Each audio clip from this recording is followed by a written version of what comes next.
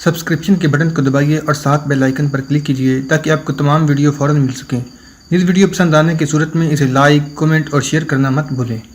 बहस जब ज़्यादा गर्म हुई और ये महाराजे बातों पर ही जोर देने लगे तो उनके दरमियान सोने की चूड़ियाँ अप पड़ीं। सब ने इधर उधर देखा। उनकी नज़रें ज़रा ऊपर उठीं और कमरे के अंदर खुलने वाली शाहनशीन के एक बारीक रेशमी पर्दे पर रुक गईं। शाहनशीन बालाखाने पर थी। वहाँ दरबार आम के दौरान रानियां और राजकुमारियां बैठा करती थीं। इस बारीक पर्दे के पीछे एक औरत खड़ी नजर आ रही थी जो सर तपा बरहना थी। सबकी नज़रें झुक गईं। ये चूड़ियां पहन लो। पर्दे के पीछे से औरत की आवाज़ आई, नज़रें मत झुकाओ, मैं तुम्हारी इज्जत हूँ, मैं भारत माता हूँ, मैं इंदिरा देवी हूँ। देख लो मुझे, मैं नंगी हूँ। तुमने मुझे नंगा किया है, तुम में शर्म नहीं है, नज़रें क्यों झुका ली हैं। वो महाराजा गंडा की रानी थी। गंडा गुस्से से उठा। यहाँ से चली जाओ शकुंत, उसने कहा। मैं अब तुम्हारे सामने उस वक़्त आऊँगा जब शिवजी और हरि कृष्ण महाराज की तौहीन का इंतकाम ले चुकूँगा। जब तक गजनी का एक भी सिपाही भारत माता में मौजूद है, मुझ पर तुम्हारा चेहरा और जिस्म हराम है। तुम्हारी रगों में राजपूती खून की जगह शराब दौड़ रही है। रानी ने कहा, तुम गैरत वाले होते तो इस महल में बैठे शराब न पी रहे होते। तुम इन जंगलों में क्यों नहीं चले जाती जहाँ तुमने माओं के सपूत मुसलमानों से मरवा दिए हैं। तुम उन मंदिरों के मलबे तले दब कर मर क्यों नहीं गए जिन्हें नापाक मुसलमानों ने तबाह बर्बाद कर दिया है। रानी शकनत, महाराजा गंडा गरज कर बोला, तुम यहाँ से चली क्यों नहीं जाती। पंडित उठ खड़ा हुआ। उस दौर में पंडित महाराजों और उनके फौजी अफसरों पर छाए रहते थे। बाज़ इलाकों में उनका हुक्म चलता था। उसने रानी को ऐसे पर्दे के पीछे बरहना खड़े देखा जहाँ से वह नजर आ रही थी। वो आग बगोले की तरह उठा और महाराजों से मुखातिब हुआ। अब कहते हैं कि रानी क्यों नहीं जाती। उसने ऐसी आवाज़ में कहा जिसमें गुस्सा भी था, तंज भी। मैं कहता हूँ रानी इसी हालत में हमारे सामने क्यों नहीं आ जाती ताकि हम अच्छी तरह देख सकें कि एक नंगी, बेमज़हब और बेगैरत कौम कैसी होती है। 2 साल हो गए हैं, तुमने बातों के सिवा क्या किया है। क्या ये बेहतर नहीं कि तलवारें पंडितों और औरतों को दे दो और तुम यहाँ शराब पियो और नाचने वादियों के साथ रंग रलियाँ मनाओ। अब तो देवताओं को तुम्हारी कस्मों का भी एतबार नहीं रहा। उसने ऊपर देखा और बोला, चली जाओ रानी, मैं इन महाराजों के हाथों पर पसीने के कतरे देख रहा हूँ। शायद निदामत के ये कतरे इनके खून को गरमा दें। रानी चली गई और पीछे ऐसा सकूत छोड़ गई जिसमें गजनी की फौज के लिए तूफान परवरिश पा रहा था। तीनों महाराजे एक दूसरे से आंखें मिलाने से घबरा रहे थे। कनूज के कले में गजनी की फौज की नफरी पूरी 1000 भी नहीं। पंडित ने कहा, तुम हमला करो तो लड़ाई के बगैर इस नफरी से हथियार डलवा सकते हो। इनकी मदद को कौन आएगा। इन 1000 को मार लोगे तो क्या हासिल होगा। ग्वालियर के राजा अर्जुन ने कहा, महमूद तूफान की तरह आएगा और ऐसा इंतकाम लेगा जिसे हिंदुस्तान की तारीख हमेशा याद रखेगी। लड़ाइयाँ लड़ना और लड़ाना आपकी बस की बात नहीं पंडित जी महाराज। महाराजा गंडा ने कहा, हमें सुल्तान महमूद की जंगी ताकत को बेकार करना है। हमें ये सोचना है कि हम सब मिलकर गजनी पर चढ़ाई कर सकते हैं। हमें वो मंबा बंद करना है जहाँ से ये सैलाब आता है। आपके लिए ये मुमकिन नहीं, पंडित ने कहा। लाहौर के महाराजा तरलोचन पाल आपके साथ बैठे हैं। उनके दादा महाराजा जयपाल ने गजनी पर कितने हमले किए थे और उनका क्या हाशर हुआ था। यही ना कि चिता पर खड़े होकर उन्होंने अपने आप को जिंदा जला डाला था। मैं महाराजा तरलोचन पाल से पूछता हूँ कि मुसलमान मथुरा को साफ कर गए और मुनज को तबाह कर गए और उन्होंने कनूज पर कब्जा कर लिया। महाराजा लाहौर ने क्या किया, अपनी फौज को करीबी जंगल में छुपाए रखा और दूसरों को लड़ने की इच्छा देते रहे। मैं जो चाल चलना चाहता था उसका मुझे मौका नहीं मिला। लाहौर के महाराजा तरलोचन पाल ने कहा, मैं गजनी की फौज पर अकब से हमला करना चाहता था मगर किसी भी जगह लंबा मुकाबला न हुआ। महमूद एक एक दिन में एक किला फतह करता गया। कनूज से राज्यपाल पहले ही भाग गया था। मैंने दुश्मन की पीठ देखी ही नहीं। तरलोचन महाराज, महाराजा गंडा ने कहा, मुझे आपकी ये चाल पसंद नहीं आई। अगर आप अपनी फौज गजनी के सुल्तान के रास्ते में ले आते तो वो इतनी जल्दी आगे न बढ़ता, हालात कुछ और होते। महाराजा तरलोचन पाल की चाल को मैं समझता हूँ, पंडित ने कहा। ये अपनी फौज लेकर गंगा जमुना के दुआबे में सिर्फ इसलिए फिरते रहे कि जंग को लाहौर से दूर रखें और दूसरों को लड़ाते रहें। तरलोचन पाल भड़क उठा और चिल्ला चिल्ला कर कहने लगा कि उसकी तौहीन की जा रही है। मैं इसकी माफ़ी मांग लेता हूँ, पंडित ने कहा, लेकिन हमें ये यकीन दिला दें कि आप अपनी फ़ौज सामने ले आएंगे और ऐलान कर देंगे कि आप गजनी के बाजगुजार नहीं हैं। इस महफिल की सूरत इजलास की थी। इजलास की सूरत हंगामा खेज हो गई। तब वो आदमी बोला जो फौजी नहीं था, उसका नाम गोबंद था। अगर आप जैसे 10 और महाराजे अपनी फौजें लेके आ जाएं तो भी गजनी वालों को शिकस्त नहीं दे सकते। गोबंद ने कहा, जो मैं जानता हूँ वो आप नहीं जानती। क्या आप मेरी अकल और जहानत की तारीफ नहीं करेंगे कि कनूज की कलादार सलार अबू अल कदर सल्जूकी के साथ دوستی جتنی میری گہری ہے اتنی اس کے اپنے کسی آدمی کے ساتھ نہیں۔ وہ مجھے اپنا جاسوس سمجھتا ہے، مگر میں اس کے سینے میں سے راز نکال کر آپ کے سامنے رکھ رہا ہوں۔ میں آپ کی آنکھیں اور کان ہوں۔ یہ میں اس لیے جتا رہا ہوں کہ آپ اس کی چپکلش کو بھول کر آپ میری باتیں غور سے سنیں۔ سب خاموش ہو کر اس کی طرف متوجہ ہوئے۔ وہ سب گوبند کی قابلیت کے مداح تھے۔ وہ ان کا جاسوس تھا، انہیں صحیح اور بروقت خبریں دیتا رہتا تھا۔ اس نے سالار ابو القدر کا اعتماد حاصل کر لیا تھا۔ اس نے اپنا مذہب تبدیل نہیں کیا تھا۔ اس نے کہا تھا کہ وہ مسلمان ہو گیا تو ہندو اسے اپنے قریب بھی نہیں بیٹھنے دیں گے۔ وہ دوہری یا دوغلی جاسوسی کر رہا تھا۔ اس کے لیے اس فریب سے نہ ہندو مہاراجے واقف تھے، نہ غزنی کے فوجی حکام جو کنوج کے قلعے میں مقیم تھے۔ وہ دونوں سے دولت سمیٹ رہا تھا۔ اب وہ مہاراجوں کے اجلاس میں بیٹھا انہیں بتا رہا تھا، آپ پہلے ہی یہ مشورہ رد کر چکے ہیں کہ کنوج پر حملہ کیا جائے، کیونکہ وہاں غزنی کی فوج صرف 1000 ہے۔ آپ آئندہ اس اقدام کو ذہن میں نہ لانا۔ راجیہ پال کی نئی راجدھانی باری کو بھی غزنی والوں نے اپنا فوجی اڈہ بنا دیا ہے۔ وہاں اتنا امن اور سکون ہے کہ کنوج سے جو ہندو خاندان بھاگے تھے وہ باری میں آباد ہو گئے ہیں۔ راجیہ پال کی فوج بھی وہیں ہے جسے غزنی کے فوجی تربیت دے رہے ہیں۔ غزنی والوں کا سلوک اتنا اچھا ہے کہ اب تک کئی ہندو فوجی مسلمان ہو چکے ہیں۔ ہندوؤں کی جوان لڑکیاں بھی اسلام قبول کر رہی ہیں۔ راجیہ پال کا بیٹا لچمن پال بھی وہیں ہے۔ وہ بہت پریشان ہے۔ اس کے دل میں مسلمانوں کی دشمنی جوش مار رہی ہے، مگر وہ اپنے باپ کے خلاف کچھ نہیں کر سکتا۔ اس نے مجھے یہاں تک کہا ہے کہ وہ اپنے باپ کو قتل کرنا چاہتا ہے، لیکن وہ غزنی والوں کے انتقام سے ڈرتا ہے۔ اس وقت مہاراجہ راجیہ پال غزنی والوں کا دوست ہے، اور میں نے وہاں کی حالات کا جو جائزہ لیا ہے ان کے پیش نظر مجھے ایک ہی صورت نظر آتی ہے کہ راجیہ پال کو ایسے خفیہ طریقے سے قتل کرایا جائے کہ غزنی والوں کو شک تک نہ ہو کہ اسے آپ نے قتل کرایا ہے۔ مہاراجہ گنڈا نے اپنی ران پر زور سے ہاتھ مار کر کہا، میں یہی سوچ رہا تھا اگر راجیہ پال مر جائے یا مارا جائے تو ہم اس کے بیٹے لچمن پال کو اپنے ساتھ اس طرح ملا سکتے ہیں کہ وہ غزنی والوں کا دوست بنا رہے۔ جب ہم سب اپنی فوجوں کی ایک متحدہ فوج بنا لیں تو لچمن پال غزنی کے فوجی حاکموں کو قید میں ڈال کر اعلان کر دے کہ وہ غزنی کا باج گزار نہیں اور اسے غزنی کی اطاعت قبول نہیں۔ سلطان محمود فوج کشی کرے گا۔ ہم اب قلعہ بند ہو کر نہیں لڑیں گے۔ سب نے اپنی رائے دی اور طے یہ ہوا کہ مہاراجہ راجیہ پال کو قتل کر دیا جائے، مگر اصل مسئلے کا حل کسی کے پاس نہ تھا کہ قتل کون کرے اور کس طرح کرے۔ گوبند نے کہا کہ راجیہ پال مسلمانوں کا قیدی ہے اور اس کے محافظ جیش میں 3-4 غزنی کے فوجی ہیں۔ کسی نے مشورہ دیا کہ اس کے دربار کی کسی ناچنے گانے والی سے اسے زہر دلایا جائے۔ یہ مشورہ اس لیے رد کر دیا گیا کہ راز فاش ہو جائے گا، کوئی پیشہ ور عورت یہ کام نہیں کرے گی۔ ایک طریقہ میرے ذہن میں آیا ہے، پنڈت نے کہا، مجھے آپ اپنا ایلچی بنا کر مہاراجہ راجیہ پال کے پاس بھیجیں۔ میرے ساتھ اب کچھ اور آدمی بھی بھیجیں گے۔ میں باری سے باہر خیمازن ہو جاؤں گا اور راجیہ پال کو پیغام بھیجوں گا کہ کالنجر کا ایلچی آیا ہے اور وہ اپنی خیمگاہ میں مہاراجہ کو مدعو کرنا چاہتا ہے۔ اگر وہ آ گیا تو میں اسے وہ زہر دوں گا جو آہستہ آہستہ اثر کرے گا۔ وہ 2-3 روز بعد بیمار پڑ جائے گا۔ کسی کو شک تک نہ ہوگا کہ اسے زہر دیا گیا ہے۔ 15 دنوں تک وہ پیٹ کی بیماری سے مر جائے گا، لیکن زہر دینے سے پہلے میں اسے قائل کرنے کی کوشش کروں گا کہ وہ غزنی والوں کا دوست بنا رہے، لیکن وقت آنے پر انہیں ایسا دھوکہ دے جیسے پیٹھ میں خنجر مارا جاتا ہے۔ میں دیکھ لوں گا کہ وہ ہمیں دھوکہ دے گا یا سلطان محمود کو۔ میں اس کے مطابق فیصلہ کروں گا کہ اسے زندہ رہنے دیا جائے یا ختم کر دیا جائے۔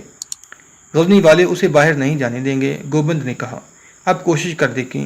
میں سالار ابو القدر کے اعتماد کا آدمی ہوں، مجھے بھی راجیہ پال سے ملنے کی اجازت نہیں۔ ہاں ایک طریقہ ہے، مہاراجہ راجیہ پال خوبصورت اور جوان لڑکیوں کا نشئی ہے۔ اگر آپ 2-3 لڑکیاں ساتھ لے جائیں اور کسی طرح اس کی کان میں ڈال دیں کہ آپ جو تحفے لائے ہیں ان میں اس کی پسند کا مال بھی ہے، تو وہ غزنی والوں کی منت سماجت کر کے بھی آپ کے پاس آ جائے گا۔ طریقہ کوئی بھی اختیار کیا جائے، گوالیار کے راجہ ارجن نے کہا، اور کوئی بھی راجیہ پال کو قتل کرے میں اسے سونے سے اور جاگیر سے مالا مال کر دوں گا اور اسے اتنی حسین لڑکی ہمیشہ کے لیے دے دوں گا جو اس نے کبھی خواب میں بھی نہ دیکھی ہوگی۔ اس نے گوبند کی طرف دیکھا اور اسے کہا، تم یہ کام کر سکتے ہو، تم وہاں کے بھیدی ہو، کوئی راستہ کوئی طریقہ نکال لو گے۔ پنڈت مہاراج بھی چلے جائیں، دونوں میں جو بھی کامیاب ہو گیا وہ میری ریاست کا سب سے زیادہ امیر اور سب سے بڑی جاگیر اور سب سے خوبصورت داشتہ کا مالک ہوگا۔ اس کے بعد ہم طے کریں گے کہ ہمیں کیا کرنا ہے۔ چند دنوں بعد گوبند کنوج کے قلعے میں سالار ابو القدر سلجوقی کے پاس بیٹھا ہوا تھا اور اسے بتا رہا تھا کہ کلنجر میں کیا منصوبہ بنا ہے۔ وہاں جو باتیں ہوئی تھیں وہ سب سنا دیں اور یہ بھی بتایا کہ مہاراجہ راجیہ پال کے حفاظتی انتظامات اور زیادہ سخت کر دیے جائیں۔ لاہور کی مہاراجہ ترلوچن پال کی فوج کہاں ہے؟ سالار سلجوقی نے پوچھا۔ یہاں سے زیادہ دور نہیں، گوبند نے جواب دیا۔ ابھی یہ پتہ نہیں چلا کہ کس مقام پر ہے، ہو سکتا ہے وہ لاہور واپس چلا جائے، لیکن سب سے زیادہ خطرناک آدمی وہی ہے۔ میں آپ سے ایک درخواست کرنا چاہتا ہوں، راجیہ پال کو یہ تمام مہاراجے قتل کرنا چاہتے ہیں۔ آپ میں سے کوئی بھی ہر ملازم، محافظ یا دربار کے ہر آدمی کو نہیں پہچانتا، میں سب کو پہچانتا ہوں۔ مجھے اس کے قریب کہیں رہنے دیا جائے، کہیں ایسا نہ ہو کہ اسے کوئی دھوکے میں قتل کر دے۔ اس کے بیٹے لچمن پال کو اس سے دور رکھا جائے اور اس پر کڑی نظر رکھی جائے۔ گوبند کی اب کوشش یہ تھی کہ اسے راجیہ پال کے قتل کا موقع مل جائے، کیونکہ اسے بہت بڑے انعام کی توقع تھی، مگر سالار سلجوقی نے اسے اتنی ہی اجازت دی کہ وہ راج محل کے ارد گرد بلا روک ٹوک گھوم پھر سکتا ہے، تنہائی میں راجیہ پال سے نہیں مل سکتا۔ سالار سلجوقی کے لیے گوبند کی لائی ہوئی اطلاعیں قیمتی تھیں۔ اس نے گوبند کو انعام و اکرام دے کر کہا کہ وہ باری چلا جائے اور راج محل کے قریب رہ کر مشکوک آدمیوں پر نظر رکھے۔ کماندار ذوالقرنین کو سالار سلجوقی نے پیغام بھیجا کہ راجیہ پال سے کوئی ایلچی ملنے آئے تو اسے ملاقات کی اجازت نہ دی جائے۔ 3-4 روز بعد کالنجر کا پنڈت ایلچی بن کر پہنچ گیا اور اس نے راجیہ پال کو پیغام بھیجا کہ ایلچی اسے باہر ملنا چاہتا ہے۔ ذوالقرنین نے پیغام لانے والے کو راجیہ پال کے پاس جانے ہی نہ دیا۔ پنڈت مایوس ہو کر واپس جانے لگا تو گوبند اس کے پاس پہنچ گیا اور اسے بتایا کہ راجیہ پال مسلمانوں کا قیدی ہے اور اس پر پابندیاں زیادہ ہو گئی ہیں۔ پنڈت نے اسے کہا کہ وہ راجیہ پال کے قتل کا انتظام کرے۔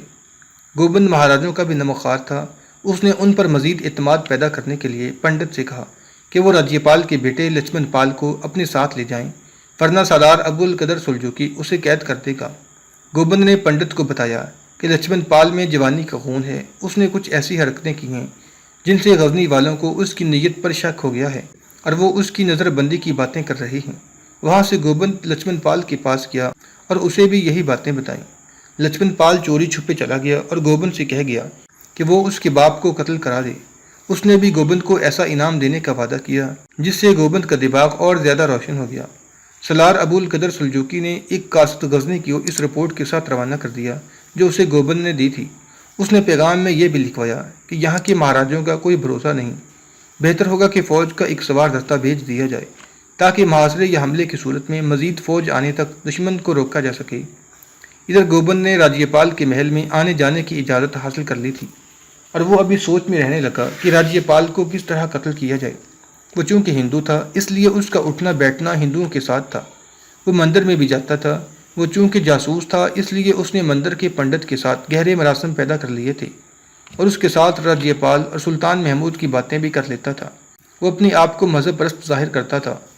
ایک روز پنڈت نے اسے بتایا ایک ہندو لڑکی ہے جو مسلمان ہو چکی ہے اور اب کماندار ذوالقرنین کی بیوی ہے۔ مجھے ہندو عورتوں نے بتایا ہے کہ وہ مسلمان تو ہو گئی ہے لیکن معلوم ہوتا ہے کہ ہندومت اس کے دل سے پوری طرح نہیں نکلا۔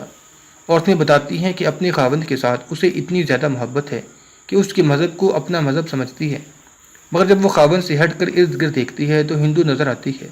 اس نے عورتوں کو یہاں تک کہا ہے کہ اس کے خاوند نے اسے یہ کہہ رکھا ہے کہ وہ ہندو عورتوں میں اسلام کی تبلیغ کرتی رہا کرے۔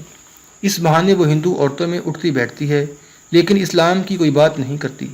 میں سوچا کرتا ہوں کہ اسے کس طرح اس مسلمان سے نجات دلائی جائے۔ دراصل ہندو مت کو اس کے خون میں بچپن سے شامل کر دیا گیا تھا۔ ذوالقرنین نے اس پر ایسا احسان کیا ہے کہ وہ اسی کی ہو کے رہ گئی ہے۔ گوبند کے کان کھڑے ہوئے، اس کا دماغ شیطانیت سے بھرا ہوا تھا اور وہ بڑا ذہین انسان تھا۔ وہ اس سوچ میں کھو گیا کہ کیا اس لڑکی کو راجیہ پال کے قتل کے لیے استعمال کیا جا سکتا ہے۔ سوچ سوچ کر اس کے دماغ میں ایک ترکیب آ گئی۔ اس نے پنڈت سے کہا کہ اسے وہ ان عورتوں سے ملا دے جن کے ساتھ وہ دل کی باتیں کیا کرتی ہے۔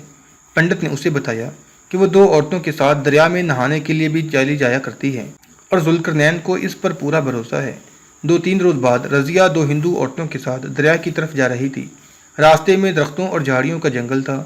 ایک درخت کے نیچے ایک آدمی سر جھکائے بیٹھا تھا، اس کی لمبی داڑھی تھی اور سر کے بال کندھوں پر پڑے ہوئے تھے۔ چہرے سے وہ مسلمان لگتا تھا مگر اس کے لباس اور حلیے سے شک ہوتا تھا کہ وہ ہندو سادھو یا رشی ہے۔ اس نے رضیہ اور اس کے ساتھ 2 عورتوں کو دیکھا تو سر اٹھایا۔ وہ انہیں بڑی غور سے دیکھ رہا تھا۔ جب عورتیں اس کے قریب سے گزریں تو اس نے انگلی اوپر اٹھا کر انہیں رکنے کا اشارہ کیا۔ وہ رکیں تو اس نے انہیں بٹھا لیا اور نظریں رضیہ کے چہرے پر گاڑ دیں۔ رضیہ کی نظریں جیسی اس شخص کی نظروں میں جکڑی گئی ہوں۔ وہ لڑکی کی آنکھوں میں آنکھیں ڈالے ہوئے تھا۔ اس نے اپنے دونوں ہاتھ رضیہ کے سر پر رکھ دیے اور دونوں انگوٹھوں سے اس کی پیشانی کو آہستہ آہستہ ملنے لگا۔ عورتوں نے دیکھا کہ رضیہ کی آنکھیں ٹھہر گئی تھیں اور وہ سادھو کی آنکھوں میں ٹکٹکی باندھے ہوئے تھی۔ उस पर जैसे सख्ता तारी हो गया था। रूह भटक रही है, साधु ने ऐसी आवाज़ में कहा जो बुलंद सरगोशी थी। रूह कहीं और है, जिस्म कहीं और है। रूह पाक, जिस्म नापाक है। एक आंख में किशन मरारी और दूसरी आंख में गुप्त अंधेरा है। अगला जन्म बड़ा कठिन है, लोमड़ी का रूप मिलेगा, लोग मक्कार लोमड़ी कहेंगे। वो अचानक जैसे बेदार हो गया हो। उसने सर झटक कर कहा, जाओ, चली जाओ। ऐसी रूहें भी होती हैं। वो परेशान और मुस्तरिब हो गया। अपने आप से बातें करने के लहजे में कहने लगा, मैं नहीं देख सकता, तुम नहीं देख सकोगी। एक आँख के अंधेरे में क्या है, तुम बर्दाश्त नहीं कर सकोगी। जाओ, मंदिर और मस्जिद के दरमियान अंधेरा है, इसमें ठोकरें खाती रहो। अपना अंजाम मत पूछो, सुनोगी तो मर जाओगी, मरोगी नहीं तो पागल हो जाओगी। उसकी परेशानी, बेचैनी और इस्तराब में और अंदाज में पुरअसरार तासुर था। और जिस तरह उसने रज़िया की आंखों में आंखें डालकर मुतरन्नम सी सरगोशी में बात की थी, उसमें कुछ ऐसा तासुर था जैसे रज़िया हिप्नोटाइज हो गई हो। वो फितरतन हिंदू थी, उसके साथ हिंदू औरतें थीं। हिंदू तोहम परस्त कौम है और तोहम परस्ती उनका मजहब है। उन पर ऐसा तासुर तारी हो गया कि वो साधु के आगे से उठती ही नहीं थी। रज़िया को ज़ुल्करनैन की मोहब्बत ने मुसलमान तो कर लिया था, लेकिन उसकी फितरत से हिंदूमत नहीं निकला था। साधु के इशारे वाज़िह थी। वो समझ गई कि उसने मुसलमान होकर गुनाह किया है और उसकी सज़ा उसे यह मिलेगी कि अगले जन्म में वो लोमड़ी बनेगी। ये भी हिंदुओं का अकीदा है। इन औरतों ने साधु की मुट्ठी चापी शुरू कर दी। वो बोलता ही नहीं था। बोला तो उसने भजन गुनगुनाने शुरू कर दिए। बड़ी मुश्किल से उसने बात की। इस लड़की को दरिया पर मत ले जाओ, साधु ने मखमूर आवाज़ में कहा। मथुरा का मगरमच्छ उसे सालम निगल लेने के लिए आ गया है। हमने वैसे ही इस लड़की को नहीं देखा था। हवा में एक बू आई थी जिसे दुनिया का कोई इंसान नहीं समझ सकता। ये उन बदरूहों की बू होती है जो अपने गुनाहों की आग में जल रही होती हैं। तुम करीब आई तो यह बू हमें इस लड़की के जिस्म से आई। इसकी रूह जो मरने के बाद बदरूह बन जाएगी, जिंदगी में ही जल रही है। रज़िया ने घबराहट और खौफ के लहजे में कहा, हाँ ऋषि जी, मैं गुनहगार हूँ, मैं बहुत बेचैन हूँ। एक वो इंसान है जिसने मेरे दिल पर कब्जा कर लिया है, दूसरा कब्जा मेरे मज़हब का है। मैं नादान और मजबूर हूँ, मगर पाप जो हो चुका है उसकी सज़ा से कैसे बचोगी? कैसे बचूंगी? रज़िया ने पूछा। मुझे बताएं, आप ही बताएं, मुझे बताएं, आप ही बताएं। रूह को सज़ा से बचाने के लिए मैं अपने जिस्म चिता पर जला दूंगी। अगले जन्म के अजाब से बचने के लिए मैं अपनी जान की कुर्बानी दे दूंगी। हम बताते डरते हैं, साधु ने कहा। हिम्मत है तो सुनो, पानी से दूर रहो। कुर्बानी एक जान की देनी है, लेकिन वो जान तुम्हारी नहीं होगी। साधु ने आंखें बंद कर लीं और उसकी होंठ हिलते रहे। कुछ देर बाद बोला, बहुत बड़े आदमी का खून करना है, महाराजा का खून, पापी का खून, ऐसे महाराजे का खून जिसने अपने बकवान को मुसलमानों के हवाले किया और आज उनकी नज़रबंदी में खुश है। सुनो लड़की, निजात चाहती हो तो अपने महाराजा को कत्ल करो, फिर अपने खावंद को कत्ल करो। पहले महाराजा के खून का तिलक अपने माथे पर लगाओ, फिर इस पर अपने खावंद के खून का तिलक लगाओ। फिर मंदिर में चली जाना, तुम्हें एक इशारा मिलेगा, रोशनी नजर आएगी, ये तुम्हारी निजात की निशानी होगी। कत्ल?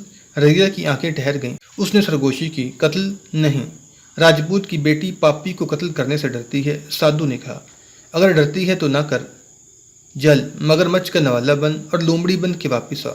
इसी महाराजा के कुत्ते तुम्हारा शिकार करेंगे। इसी महाराजा के तीर से तुम जख्मी होगी, मरोगी नहीं।